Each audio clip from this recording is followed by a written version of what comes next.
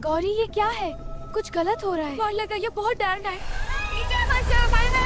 गांव के किनारे बसे उस पुराने जर्जर घर में दो बहनें रहती थीं, नीलू और गौरी। लेकिन गांव वालों को उस घर से ज्यादा डर जंगल से लगता था, क्योंकि उस जंगल के बीच खड़ा था एक 300 साल पुराना बरगद का पेड़। कहते थे उस पेड़ के नीचे खजाना नहीं, मौत दफन है, और जो भी उसे लेने गया वो कभी वापस नहीं आया। एक रात जब आसमान में चांद अधूरा था और हवा में अजीब सी सड़ांध घुली हुई, नीलू ने धीमे से कहा, गौरी आज सच पता करेंगे। गौरी की आंखों में डर साफ था। दीदी लोग कहते हैं वहां कोई रहता है। नीलू मुस्कुराई, डर सिर्फ दिमाग में होता है। लेकिन उस रात डर जिंदा होने वाला था। जैसे ही दोनों जंगल में दाखिल हुईं, अचानक सब कुछ चुप हो गया। इतना चुप कि उनकी अपनी सांसें भी डराने लगीं।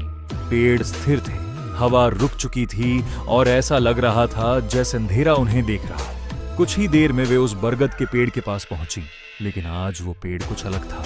उसकी जड़ें धीरे धीरे हिल रही थीं, जैसे जमीन के अंदर कुछ रेंग रहा हो, और उसकी शाखाएं हवा के बिना भी झूल रही। गौरी कांपते हुए बोली, ये पेड़ सांस ले रहा है।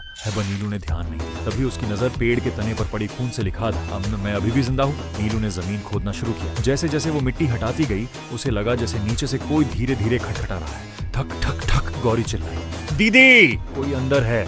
लेकिन तभी संदूक बाहर, संदूक अपने आप हल्का हल्का हिल रही थी। ये नीलू ने जैसे ही उसे खोला, बंदर खजाना नहीं, सैकड़ों काली आंखें चमक उठी। गौरी पीछे गिर पड़ी। अचानक उन आंखों के बीच से एक सड़ा हुआ चेहरा बाहर निकला। उसकी गर्दन टेढ़ी थी और उसका मुंह असंभव तरीके से कानों तक फटा। वो मुस्कुराया, इतने सालों बाद कोई आया है। अचानक उसके हाथ लंबा होकर बाहर आए। वो गौरी की टांग पकड़ ली। उसकी पकड़ इतनी ठंडी थी कि गौरी की चीख भी जम गई। नीलू ने खींचा, लेकिन तभी गौरी की परछाई जमीन से अलग। हाँ, उसकी परछाई को वो चीज खींच रही थी। दीदी मेरी परछाई वापस नहीं आ रही। गौरी रोने लगी, और जैसे ही उसकी परछाई पूरी तरह गायब हुई, उसका शरीर पत्थर जैसा सख्त हो गया। हमें कुछ नहीं चाहिए, हम जा रहे हैं। लेकिन अब बहुत देर हो चुकी थी। पेड़ की सारी जड़ें उठकर उनके चारों ओर फैल गई, वजह से जिंदा सांप।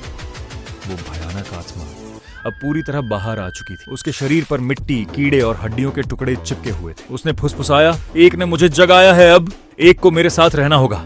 गौरी अब बोल भी नहीं पा रही थी। उसकी आंखें काली हो चुकी थी। नीलू रोते हुए चिल्लाई, मुझे ले जाओ, इसे छोड़ दो। अचानक सब कुछ शांत हो गया। हवा रुक गई, पेड़ स्थिर हो गए। फिर वो चीज धीरे से बोली, तुम रहोगी हमेशा। अगले ही पल जमीन फट गई। काली जड़ें नीलू को पकड़कर नीचे खींचने लगीं। गौरी भागो। नीलू की आखिरी चीख जंगल में गूंज उठी, और फिर सब खत्म। अगली सुबह गांव वालों को गौरी मिली, लेकिन वो पहले जैसी नहीं थी। वो अब कभी हंसती नहीं थी, और रात में वो सोते सोते बोलती, दीदी अभी भी नीचे है। आज भी अगर कोई उस बरगद के पास जाता है तो जमीन के नीचे से आवाज आती है, मुझे बाहर निकालो। और अगर कोई ज्यादा देर रुक जाए तो उसकी परछाई धीरे धीरे गायब होने लगती है।